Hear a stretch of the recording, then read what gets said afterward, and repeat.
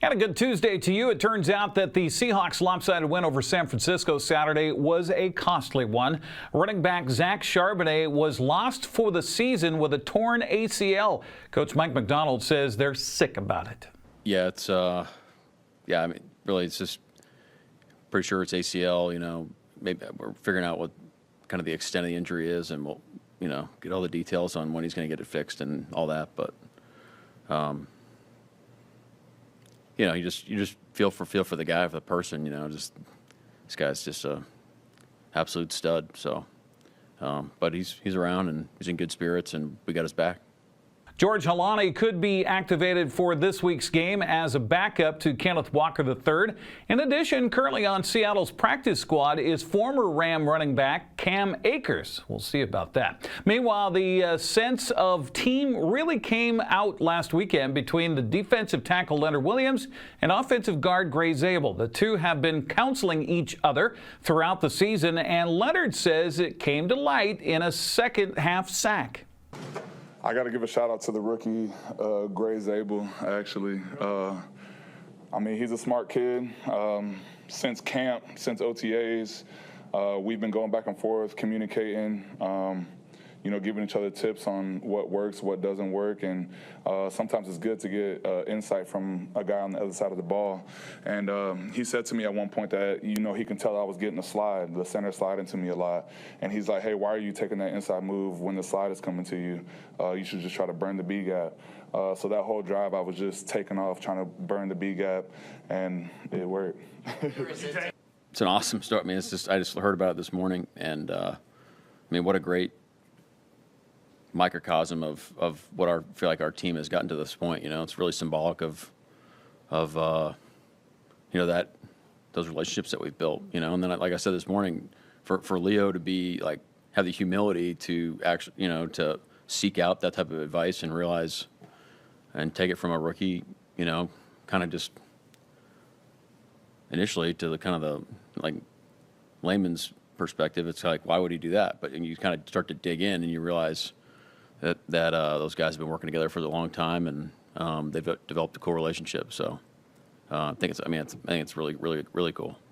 Seahawks and Rams will tee it up for the NFC Championship Sunday at 3:30. That will be on Fox. Indiana has won a college football national championship for the first time in school history. Hoosiers held on to beat Miami 27-21 as Heisman winner Fernando Mendoza was named the offensive MVP. He didn't throw a touchdown, but his 12-yard TD run on 4th and 4 with 9:18 left in the game gave Indiana a 24-14 lead. They would never look back. Hoosiers become the first 16-win undefeated team since Yale in 1894. Well, the Kraken returned from a 5-game road trip Monday for a matinee game against Pittsburgh. Things didn't go so well as the Penguins built an early lead, went on for a 6-3 win. Winterton, long stretch pass, has a man. Pulvinen walks in, shoots, save made by Skinner as he walked in all alone.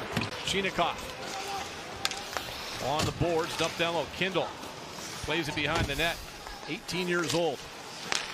Wotherspoon, his shot, score! Wotherspoon from the blue line. Parker Wotherspoon, a shot that found the top corner through some traffic in a power play goal. It's 1-0. Seattle on the power play 9th in the NHL, 23%, a little worse at home. Number 12, and now the puck is stolen, and back the other way comes Connor Dewar. Dewar breakaway, short-handed score! Kulak let that one go, slapped down in front. Ryan Lindgren for Seattle. Off the skate of Myers, he'll turn and send it in. Off the wall, handled by Stuart Skinner. 4-1 his last 5 games. Here's Myers in front, score! Ben Myers got it! 2-1. Seattle's on the board. Myers will get to it, captain for Seattle. Dished it over now to Riker Evans. In front, opportunity. Here's a chance, they score!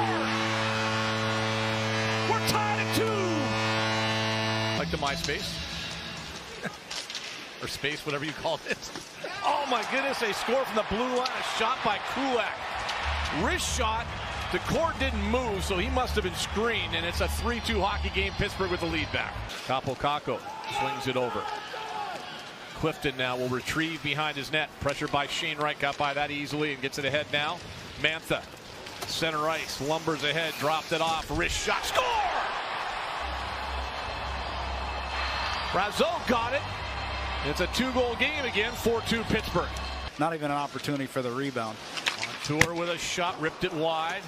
Apokako trying to get to the front of the net and get a piece of that one. Benham on tour again. One-timer, score! Ellie Tolvanen got it! Traffic in front, power play goal for Seattle, right back in, and it's a 1-goal game. Rust will clear. Raquel gets by Dunn, plays it inside the Seattle zone. Dunn bumps his man behind the net, but is taken back away by Crosby, and it rolls into the net, and they score! What a pass by Crosby. What a play from below the goal line. Matty Beniers in the corner now for Seattle. Plays it behind the goal to Eberle off his stick. Bouncing puck to the corner, and here's an empty net, and Dewar is going to get his second goal of the night. Winterden behind the net. He had a multi-point game for Seattle. And the losing effort as Gaudreau carries in, and that'll do it. Final score, Pittsburgh 6, Seattle 3. Afterwards, Coach Lane Lambert and players Ryan Lindgren and Ryan Winterton said mistakes for Seattle were costly. Obviously, gave up, the first goal. We gave up a shorthanded goal for the third straight game. So, when you're doing that, it becomes a little bit difficult to get a good start. I thought our fourth line did a really good job to get us back in and get some momentum going. It was good play by Schwartz to Ben Myers, and then, we tied it up in the second period. But what's happening right now is we're making mistakes that, are going in the back of our net, and we've got to correct those mistakes. Yeah, I don't know. I mean, it was pretty back and forth. Obviously, we can't start like that. We get down too early. Then you're just fighting to get back into it, which we were able to. But, we just got to have a better start than that. We got to defend better.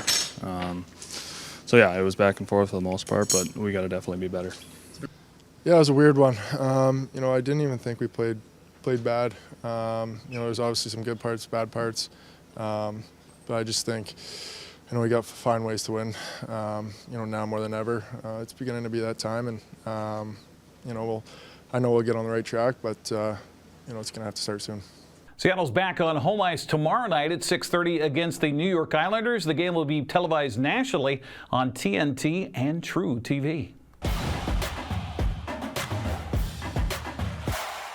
The Prep Curls bowling season's down to the final week with matches that were being held right now, as a matter of fact. Eastmont trying to maintain its league lead with a match against Davis. That's at Eastmont Lanes. Wenatchee on the road to Minden Lanes to face Sealam. Moses Lake at home at Lake Bowl against Sunnyside. We'll have results for you coming up tomorrow. Prep Girls basketball scheduled today includes 9 contests across north central Washington. Cashmere is hosting Cle Elum while Liberty Bell visits Cascade. The rest of the games start at 6 with Ephrata at Okanagan. Brewster hosts Chelan. Manson visits Lake Roosevelt. Tonasket hosts Bridgeport. Pateros visits Entiat. LaSalle plays at Moses Lake Christian. And Soap Lake visits Highland. The boys' schedule finds Cle Elum at Cashmere at 7:15. While Cascade hosts Liberty Bell, Okanagan welcomes Ephrata at 7:30. While Chelan's at Brewster, Lake Roosevelt hosts Manson. Bridgeport travels to Tonasket. Moses Lake Christian takes on LaSalle. Garden City Academy plays at Waterville Mansfield. Entiat entertains Pateros, and Highland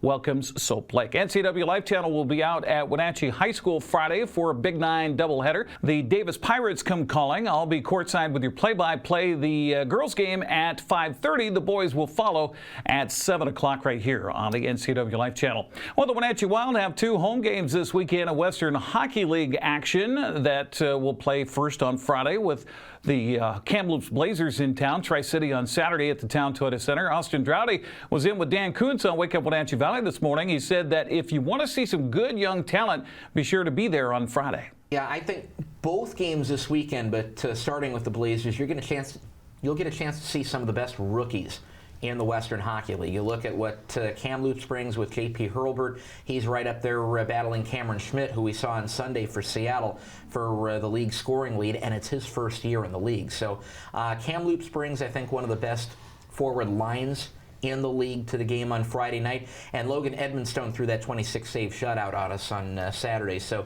Kamloops has got a good team, especially at the top end, and Kamloops is a team that They're trying to find some traction, maybe get up into that battle with Tri-City for home ice in the Western Conference right now, going to the first round of the playoffs here in a couple months. The Wild and Blazers dropped the puck Friday night at 7 o'clock. Tri-City and Wenatchee play at the TTC Saturday at 6. For tickets, go to WenatcheeWildHockey.com. That's a look at sports news. I'm Eric Granstrom. Have a happy Tuesday.